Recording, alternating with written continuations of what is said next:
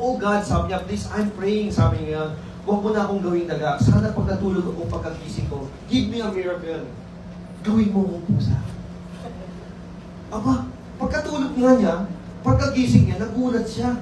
Pagtingin niya sa sarili niya, oh my God, sabi niya, pusa na ako! Paglabas niya, nakita siya ng pusa, di na siya pusa. Sabi ng pusa sa kanya, sabi niya, ito na! Free! I'm free! Dahil siya maglakad doon dati, talagang mag-gano'n. Hindi pa siya tinitin, relax na relax. Sabi niya, pusa! Ganun, wala siya pakialam. Di ba? Hanggang after 5 minutes, nakita siya ng aso. Sabi ng aso, arrrrrrr! Sabi niya, yun, hinabol siya.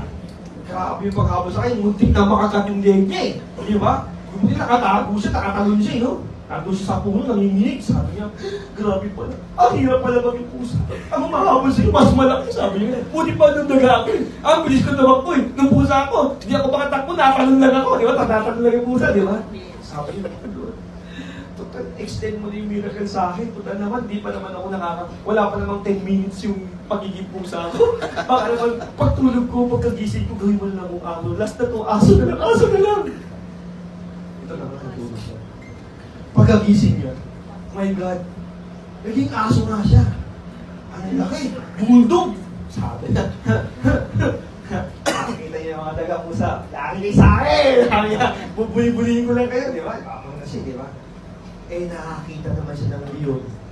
Sabi ng leon, kinabol siya ng leon.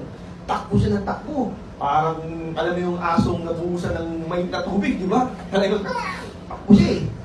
Mas nagdasal siya, sabi niya, Lord, mas na to. Sabi niya, ayaw mo na, gawin mo lang akong king of the jungle, gawin mo akong lion. Siguro pag naging lion ako, hindi na ako mamumblema.